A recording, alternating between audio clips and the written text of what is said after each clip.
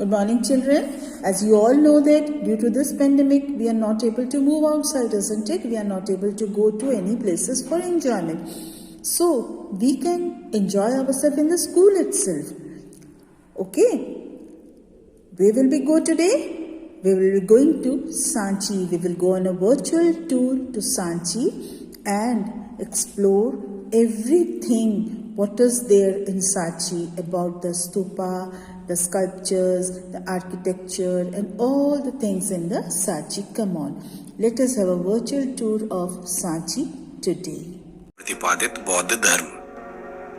वैसे तो अब भारत की जनसंख्या के केवल 0.7% लोग ही बौद्ध धर्म के मानने वाले हैं। फिर भी भारतीय इतिहास में बौद्ध धर्म का बहुत महत्वपूर्ण स्थान है।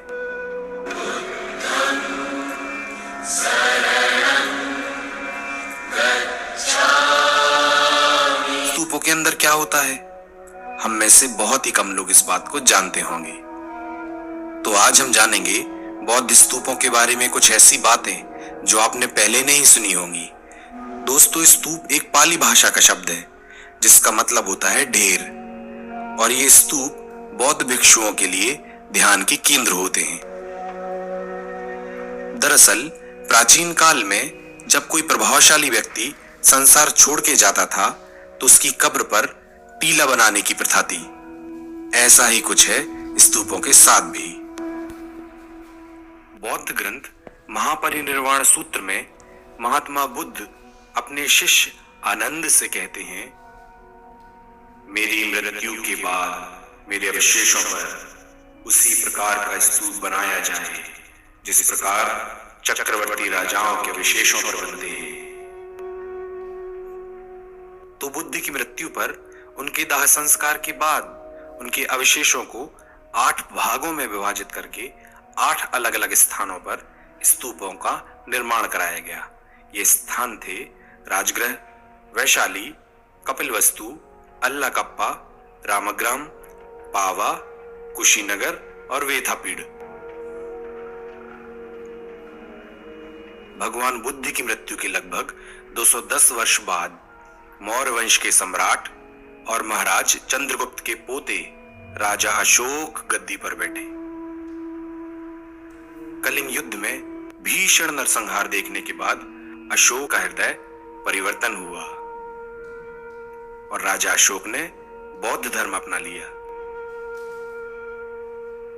तब राजा अशोक ने उन स्तूपों से भगवान बुद्ध की अस्थियां वापस निकलवाकर उन्हें भारत के विभिन्न भागों में भेजा और पूरे भारत में 84,000 स्तूपों का निर्माण कराया।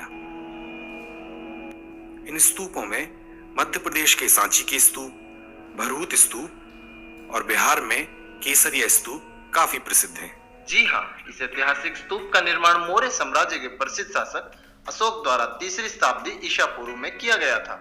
इसके निर्माण का कार्य सम्राट अशोक ने अपनी पत्नी महादेवी शक्य कुमारी को सौंप दिया था, जो विदिशा राज्य के एक व्यापारी की बेटी थी। सम्राट अशोक और महादेवी शक्य कुमारी का विवाह भी सांची में हुआ था, इसलिए सम्राट अशोक और उनकी पत्नी ने इसके निर्माण का कार्य करवाया था।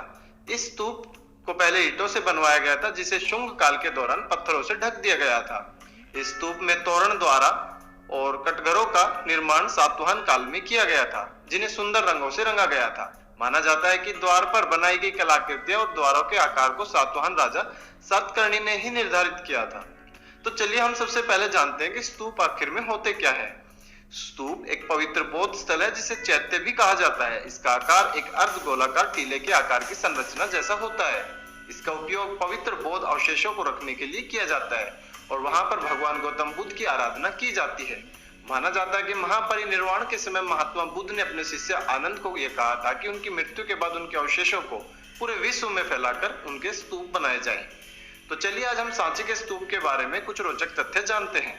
सांची में स्थित स्तूप भारत के सबसे पुरानी पत्थर की संरचना है, जिसका निर्माण 3री शताब्दी में सम्राट अशोक मौर्य द्वारा किया गया था।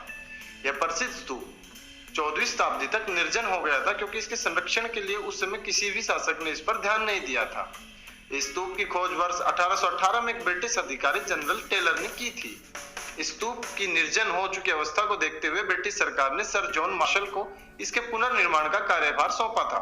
सर जॉन मार्शल ने वर्ष 1912 से 1919 तक इस स्तूप की संरचना कर इसे पुनः खड़ा किया था। यह स्तूप भारत के सबसे बड़े स्तूपों में से एक है, जिसकी ऊंचाई लगभग 21.64 मीटर और व्यास 36.5 मीटर है। इस स्तूप में 4 तोरण द्वार भी है, जिन पर गौतम बुद्ध के जीवन से लेकर परिनिर्वाण तक की कथाएं चित्रित की गई है। वर्ष 1919 में सर जॉन मार्शल ने इसके संरक्षित करने के लिए एक पुरातात्विक संग्रहालय की स्थापना की, जिसके बाद में सांची पुरातत्व संग्रहालय में परिवर्तित हो गया। सांची नामक स्थान पर गौतम बुद्ध द्वारा कभी भी दौरा नहीं किया गया था, भले ही आज इस स्थान पर बौद्ध धर्म का अपना एक ऐतिहासिक महत्व हो। इस स्तूप का निर्माण बौद्ध अध्ययन और बौद्ध शिक्षाओं को सिखाने के लिए किया गया था। इस स्तूप के निकट सबसे प्रसिद्ध अशोक स्तंभ, जिसमें सारनाथ की तरह 4 शेर शामिल है, पाया गया है। सांची के पहले स्तूप में बड़ी संख्या में ब्राह्मी लिपि में शिलालेख पाए गए हैं।